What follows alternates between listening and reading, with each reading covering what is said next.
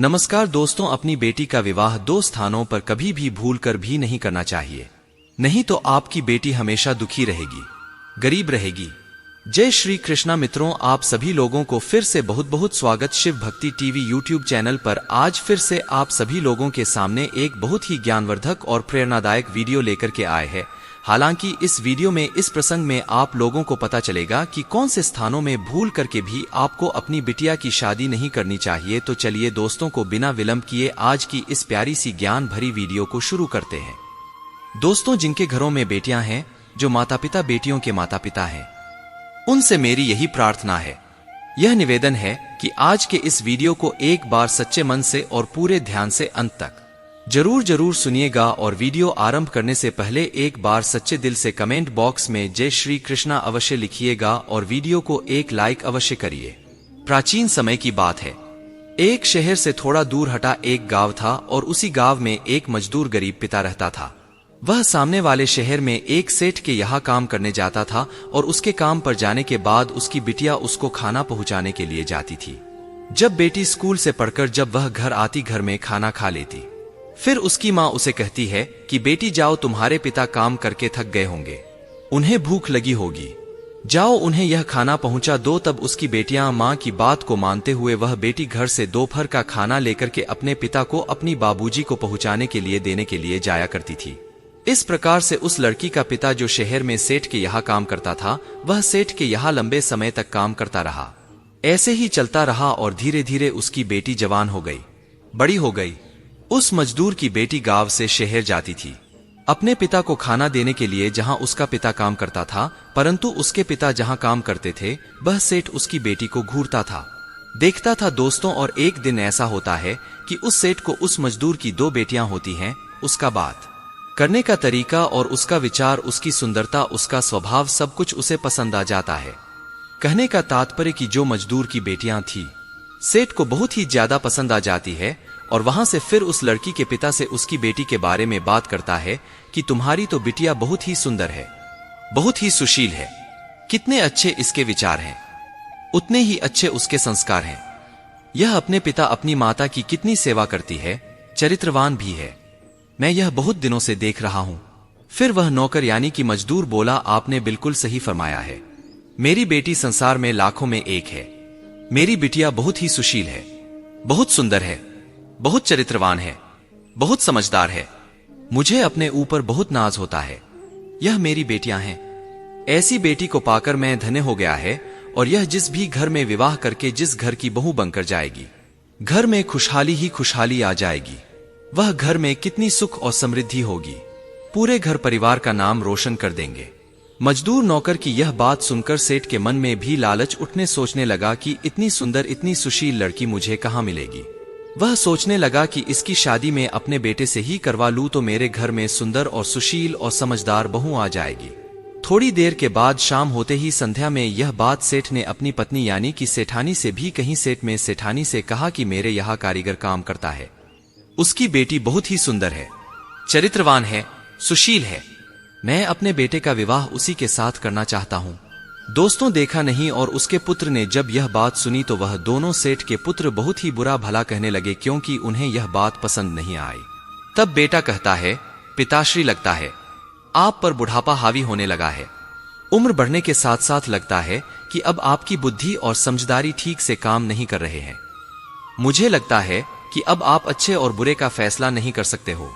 रिश्ता कैसे जोड़ना चाहिए, कहां जोड़ना चाहिए, आपको कुछ नजर नहीं आ रहा है।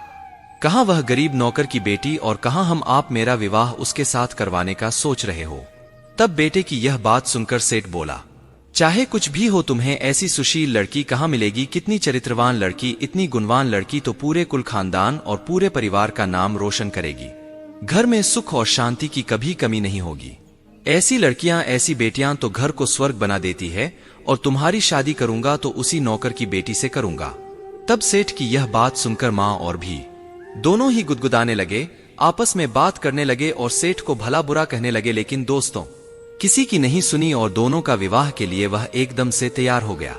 सेठ ने विवाह तय कर दिया और विवाह की तारीख भी एकदम पास आ गई। तब उस गरीब पिता को चिंता सताने लगा। वह गरीब पिता सोचने लगा कि वह इतने बड़े सेठ है, मैं कैसे उनकी खुशामद कर पाऊंगा? मैं कैसे उन्हें संतुष्ट कर पाऊंगा?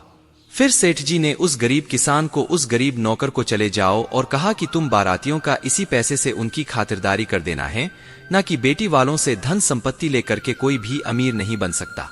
अमीर और धनवान तो कोई अपनी मेहनत और अपनी कमाई से ही बन सकता है।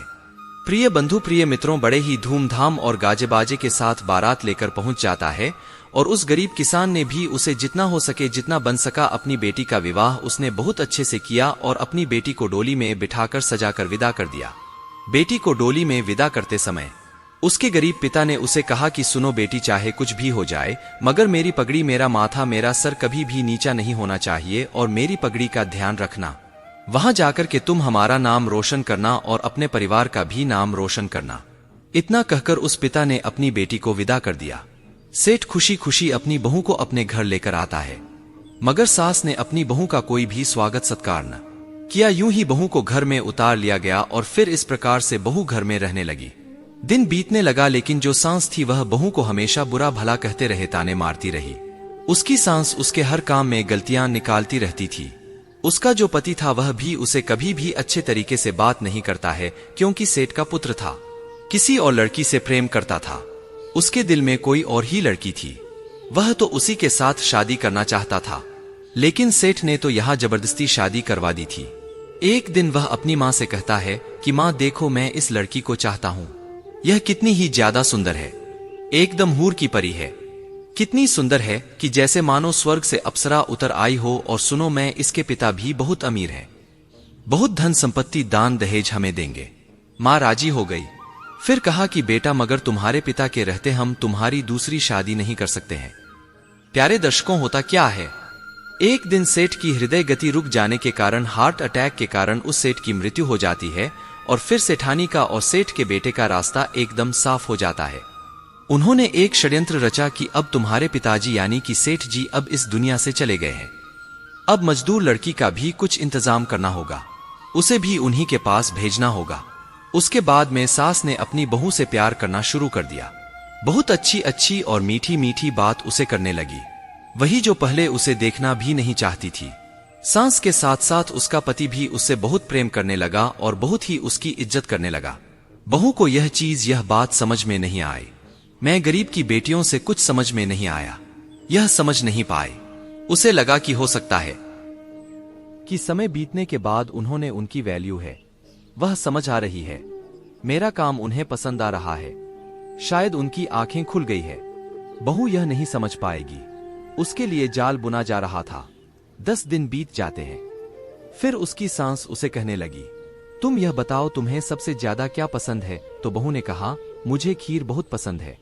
अरे मैं बहुत अच्छा बनाती हूँ। और दोस्तों, आज कहाले बहू के लिए खीर तैयार किया और उस चीज में उसने चुपके से जहर मिला दिया और बहू से कहने लगी, मैंने तुम्हारे लिए बहुत ही प्यार से बनाया है, तुम भरपेट खा लेना। बहू बेचारी, वह सीधे साधे भोली भाली उस लड़की ने, उस बहू ने फिर अपने साथ के हाथ का बनाया हुआ, आपके हाथ का बनाया हुआ बड़े चुपचाप से खा लिया और जाकर के सो गई। प्यारे मित्रों, वह बहू गरीब की बेटी अगले दिन सुबह होती ही नहीं। उसके बाद उसके पिता को संदेश भेजा गया कि तुम्हारी बेटी ने जहर खा लिया है, हमें फंसाने के लिए, तो आप आकर के ले जाओ। यहां से वह गरीब जानता था, वह लड़की का पिता जानता था कि मेरी बेटियां हैं, ऐसा काम करने का तो कभी सोच भी नहीं सकती थी सेठ जी। जो मेरी बेटी को अपनी बेटी बनाकर के लिए गए थे वह तो अब इस दुनिया में रहे नहीं। हाँ, उनकी पत्नी और उसके बेटे को मेरी बिटिया पसंद नहीं थी, उन्होंने ही कुछ किया होगा, कोई साजिश, कोई षड्यंत्र किया होगा। दोस्तों, और फिर वह किसान अपनी बेटी की शिकायत लिखकर कंप्लेन लेकर के थाने में जाता है। मगर प्रिय मित्रों, आपने सुना है न, जिसकी लाठी उसकी भैंस, जिसके पास पैसा होता है, जिसके पास पावर होती है, लोग उसी की सुनते हैं। और यहां भी वही होता है। थाने वालों ने कह दिया कि तुम्हारी बेटी ने स्वयं जहर खाया है, यहां इसकी रिपोर्ट नहीं की जाएगी, चलो अब जाओ यहां से। रोते बिलखते बेटी के पिता ने अपनी बेटी का अंतिम संस्कार कर दिया। और प्रिय मित्रों, कुछ दिनों के बाद सेठ के लड़के ने दान दहेज धन संपत्ति सब लेकर के फिर से नई शादी कर ली। प्रिय दर्शकों, कहते हैं वीडियो में कुछ ऐसी बातें मैं आप लोगों को बताने जा रहा है कि हर माता पिता को यहाँ विशेष ध्यान देना चाहिए। 3 जगहों पर, इन 2 स्थानों पर भूल करके भी अपनी बेटी का विवाह नहीं करना चाहिए। पिता कन्यादान करते समय सबसे पहले ध्यान से सुनने समझने की बेटी अगर ससुराल जाए तो वहां उसका मान सम्मान रहे। उसे प्यार करने वाले लोग रहे अपने दामाद में अपने होने वाले तमाम वह सारे गुण वह सारे स्वभाव देखें जो आपकी बेटी के लिए जरूरी है। देखें कि वह आपकी बिटिया के लायक है भी या नहीं, क्या वह उसे चाहता है भी या नहीं। प्रिय मित्रों, अब बात कर लेते हैं कि बेटी का विवाह किन 2 स्थानों पर नहीं करना चाहिए। नंबर 1, बेटी का विवाह बहुत नज़दीकी बहुत पास में अपनी बेटी का विवाह कभी भी नहीं करना चाहिए। इन रिश्तों में तुरंत कड़वाहट आ जाती है और एक दूसरे के प्रति जो समान परिवारों के बीच का होता है वह घटने लगता है। आए दिन अनबन बनी रहती है। जो प्रेम होना चाहिए, जो प्यार सम्मान मिलना चाहिए, वह नहीं मिलता है। क्योंकि अगर मायके में कुछ अच्छी चीज बनी है, मैंने फोन कर दिया कि बेटी आज घर में बहुत स्वादिष्ट चीज बनी है, तो जल्दी से आ जाओ, और बेटी तुरंत आ जाती है। और याद रखना, बार बार मायके जाने से मान सम्मान आदर कम हो जाता है। भाभियां भी कहने लगे कि अरे जनाब, यह तो सामने ही रहती है, यह तो पास ही रहती है, रोज रोज उठकर चली आती है। इससे आपके आत्मसम्मान को, मान मर्यादा को ठेस पहुंचती है। इसलिए बेटी का विवाह पास में नजदीक में भूल कर भी नहीं करना चाहिए। नंबर 2, कभी भी अपनी बेटी का विवाह अपने से बहुत ज्यादा बड़े या बहुत ज्यादा धनवान बड़े घर में, अमीर घर में नहीं करनी चाहिए। मायके पक्ष और ससुराल पक्ष अगर बराबर ना हो तो कई बार ससुराल वाले बेटी के घर वालों को दीन, हीन, कमजोर और यहां तक कि भिखारी भी समझने लगते हैं। इज्जत नहीं देते, आदर नहीं मिलता। जीवन भर बेटी को ताने भी मारते कि तुमने हमें कुछ दिया नहीं, तुम कितनी छोटे घर से आती हो, कितने तुम लोग गरीब हो। इस तरह के ताने बेटी को सुनने को मिल सकते हैं। तुम्हारे पिता ने हमें क्या दिया है, तुम क्या लेकर के आई थी। इस तरह की बातें, इस तरह के ताने वाली बेटियों को सुनने को मिलती है। अगर बहुत धनी बहुत अमीर घर में अगर आप उसकी शादी करते हैं तो ध्यान रहे हैं, कभी भी अपने से बहुत ज्यादा धनी और अमीर घर में बेटी का रिश्ता न करें। और हमेशा कुल गोत्र यह सब देख कर कि हमेशा अपने कुल गोत्र उपजाति में ही शादी करनी चाहिए। हमेशा यह देख लेना चाहिए कि हम अपनी बेटी का हाथ दे रहे हैं, हम अपनी बेटी का विवाह किसके साथ में कर रहे हैं, वह किस जाति का है, उसका खानदान कैसा है और उसकी उम्र कितनी है, वह कार्य क्या करता है और उसका व्यवहार कैसा है।